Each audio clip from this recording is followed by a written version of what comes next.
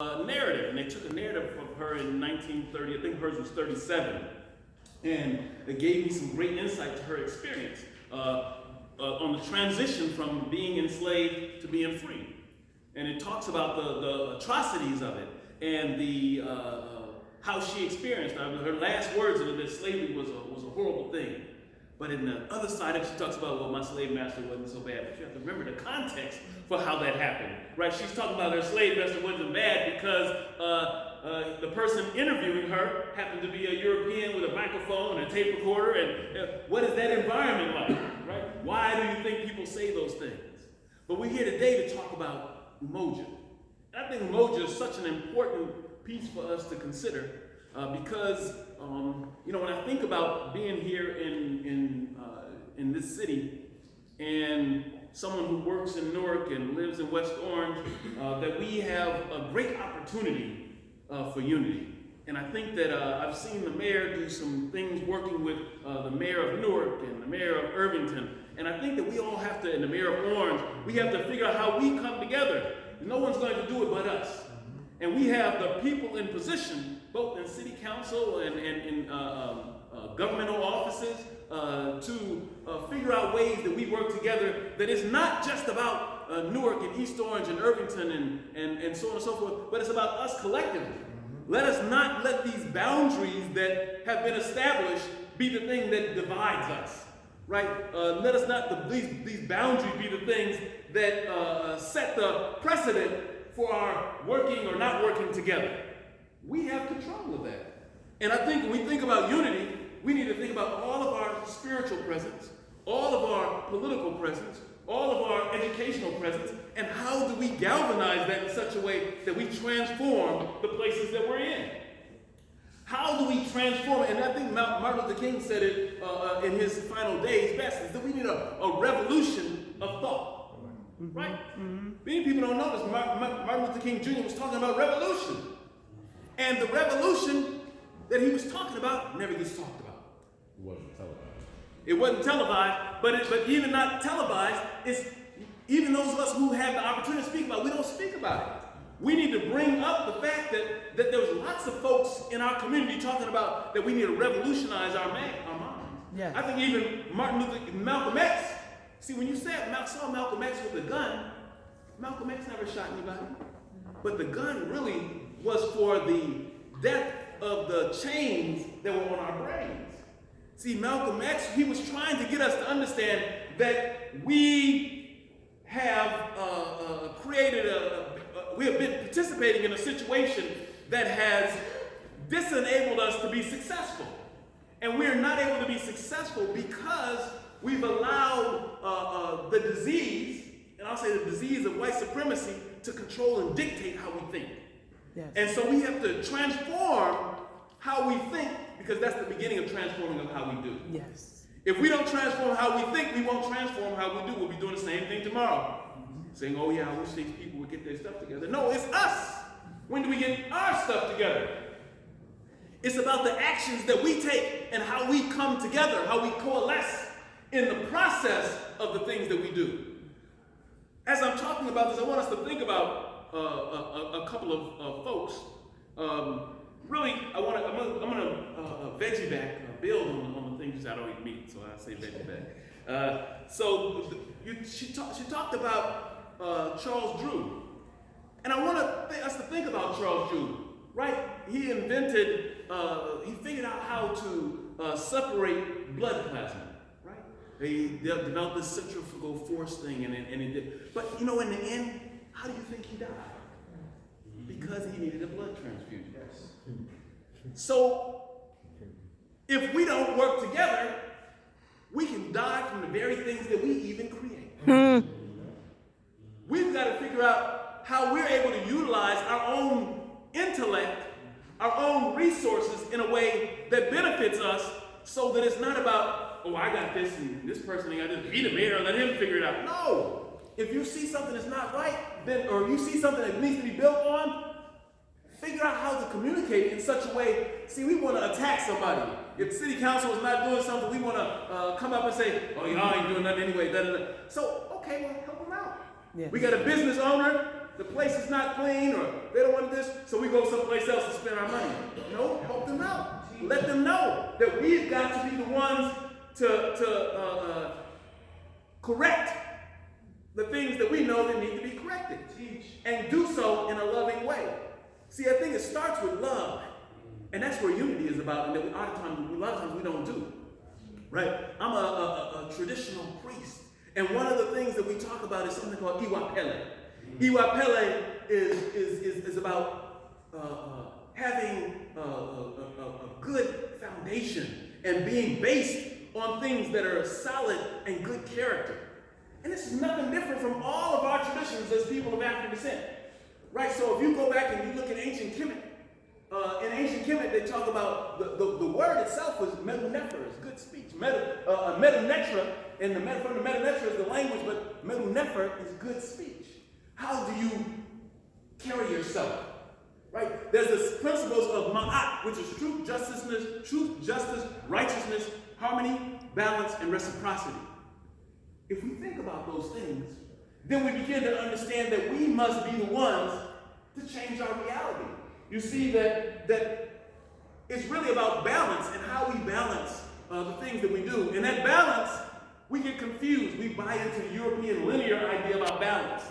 We've got to come back to an African understanding of balance. So when a husband and wife are in a marriage, they want to say, well, it's got to be 50-50.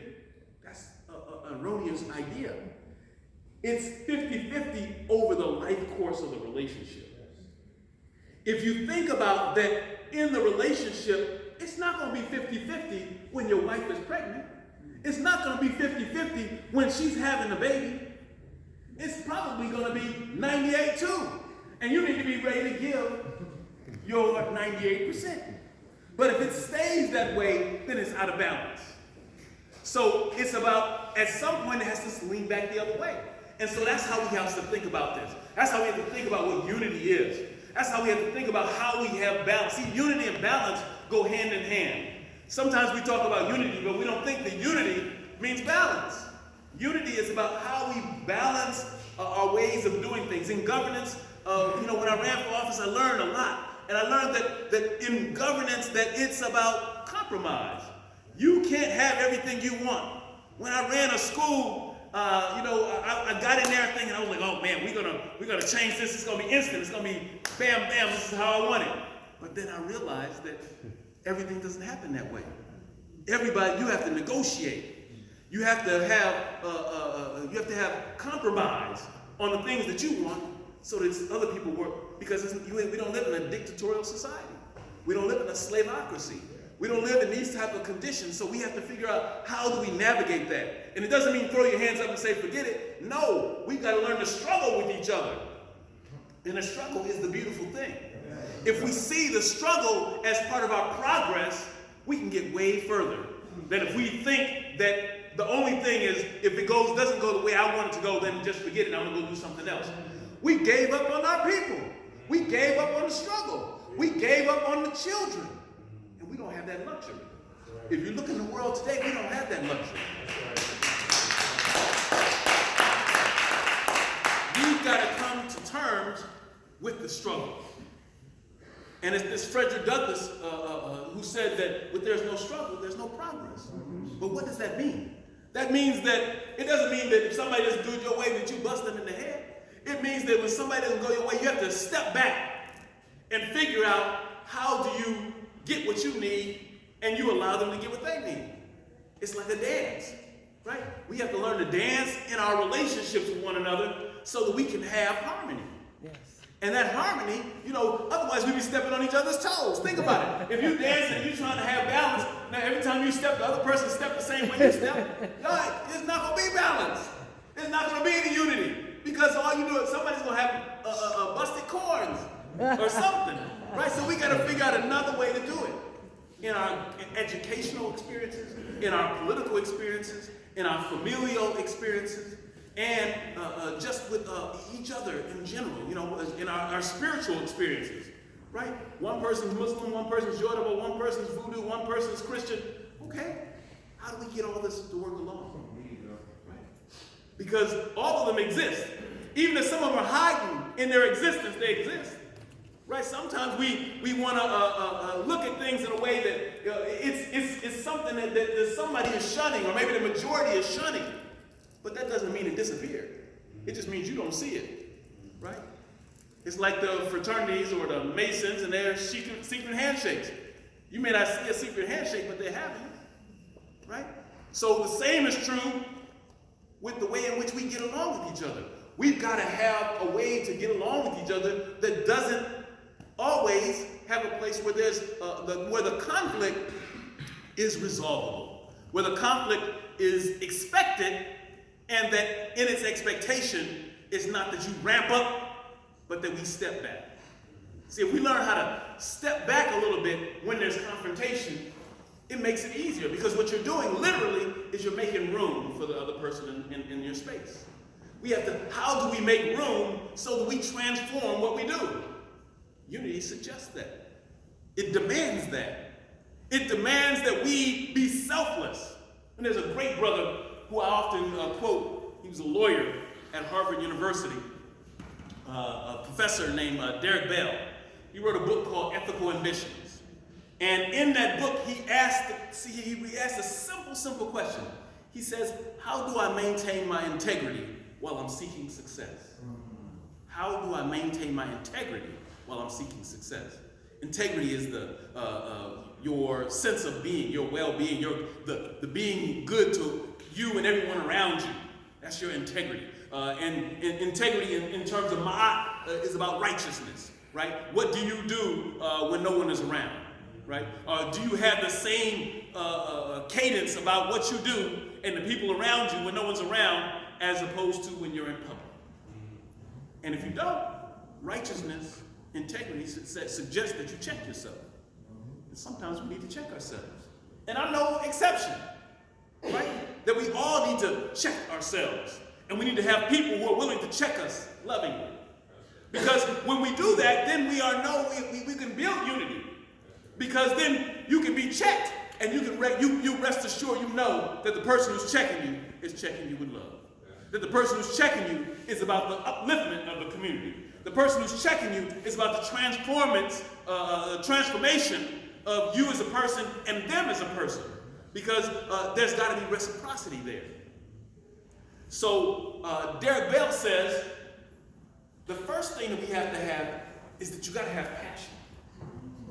If you get up and you're coming in here to work and you're the tax assessor or you're the janitor and you have no passion about what you do, then you can rest assured that you can be the janitor and you can see that paper on the floor, you're going to leave that one because you only saw that one.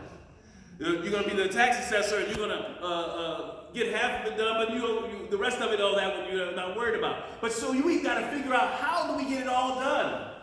How do we create the network, the group around us that helps us? And you got to have passion. So when I get up in the morning, you can rest assured that when I step my feet on the ground, China says, oh, he's up again. Because I got passion about what I do. And my passion comes from the fact that Harriet Tubman and all the Harriet Tubmans and Henry Tubmans like her made a way when they didn't have to. I mean, if you think about it, Harriet Tubman got herself free. Even if she had went back and got her family free, she could have been done. She was free, she was in Canada, it was all good. But she made the pilgrimage, and she made the commitment and the sacrifice to go back and get others. She made the sacrifice to do those things. And when you do things that you don't have to do, but you do it at such a level that transforms the world, that transforms the mind of people around you, that can create a system where people who despise you are looking to bring about your demise under any circumstance, but you go back anyway. Mm-hmm. That's what we need. Mm-hmm. Those are the warriors we need today. Mm-hmm. And it's not necessarily saying that we need the warriors, we need you to put your life, thank you very much, young lady, to put your life on the line, or you have to be in a violent situation. That's not the point. The point is that our mentality has to change about what we are and what we are not committed to. Our mentality has to change about how we're willing to, what Malcolm said, by any means necessary. What does that mean to us? Or does it mean nothing? Right? Derek Bell went on to say that you've got, not only do you have to have passion about what you do, but you have to have humility. Right? You have to be humble in what you do. It's not about, that's why I say that I'm a humble servant of the masses. It's not about Dr. Kalifani, who has a bunch of degrees. Okay, that was fine. But what do I do when I'm walking down the street? If I'm coming down this hallway here, I know this is my brother who's the mayor, and if I see some trash, do I pick it up or do I leave it there? All the time, I pick up trash. Do I have to? No. But yes, I do. I do because it's my community. Yeah. I do because it's my city. I do because it's my campus. If I'm on campus, people see me pick up stuff all the time. Move something to where it needs to be, or posters falling down, I'll put it back up. It's not in my job description. It's my campus. Somebody comes here, I want them to see it looking beautiful. I don't want them to see it with stuff falling all over, looking ridiculous. So I take care of everything I can do that's in my disposal to take care of. Now, I didn't say what's in my job description. I said anything in my disposal. And I learned that from my father. My father had a 10th grade education. But there was nothing that he didn't do to take care of stuff and to take care of us. My father would, if we were on the street and we hang out, and when he came home, if there was trash somewhere, anywhere on the block, my father would go pick it up. It wasn't his job, but it was his job. What's your job that you don't claim? See, I think that's where it starts. We got a whole bunch of jobs that we don't claim. Your parents tell you to do the dishes, and you wash the few that they told you to wash, but you leave the other two. Well, that was on the counter. That was somebody else's job. Your parents tell you to pick up the trash, and you did the one in your room, but the one in the bathroom was overflowing. Whose job is it? When do you step up to the plate to realize that you have to make a contribution in your house? It's your house. It's not your parents' house. It's your collective house. It's not your collective house. It's the community house. What if your friend comes over and there's trash on the floor, and you decided that day that was your brother's job? Now your friends look at you and think that you trashy because your house looks like that. But you say, oh, that was my brother's job. Your friend don't care. He just see how your house looks. What are you willing to do to transform the space in which you live? And the space in which you live is not just your house. It's not just your job or your school. It's your community, right? When I see people come and walk down the street and the trash can's right there and they do like that, it's disgusting. That's not about unity. That's your late. Thank you, man. That's right. That's your own deprived way of thinking about your own community. Right, we've got to value the spaces that we live in, and we cherish them because no one's going to do it for you. No one's going to do it for us. So when we think about unity, we have to transform our mind. We need a revolution in our community. Yeah. We need a revolution in the way that we think and the way that we do. It's important to start thinking, but if you don't do, your thinking doesn't mean anything. So you can say, oh yeah, all day. Oh yeah, when the trash comes, somebody needs to pick it up. And every time you walk by, and you see it there. Well, then your revolutionary thinking didn't mean anything. You've got to actually do something to bring about a change. You've got to actually take the steps to bring about a change.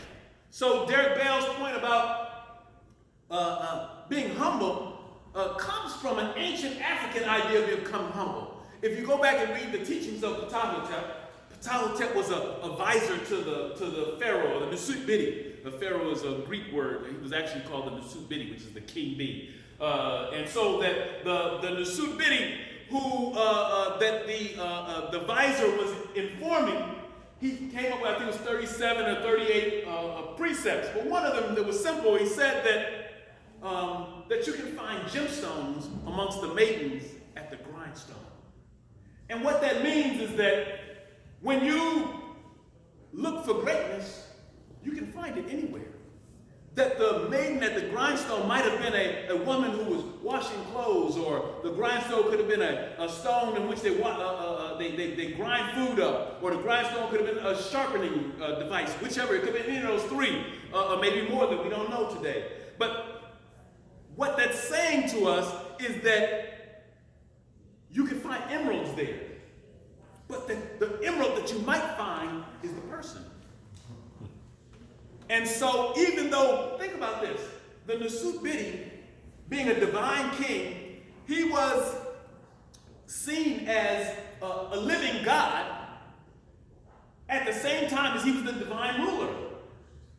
So for him to be told that he could learn something from the maiden might seem ludicrous, but that's the wisdom of understanding what humility is all about, is that there's no way, you never know when you find greatness. You never know where you may find gemstones. You have to look and be open to and be observant to the possibility of finding greatness anywhere and everywhere. And when you do, then you have to cherish it.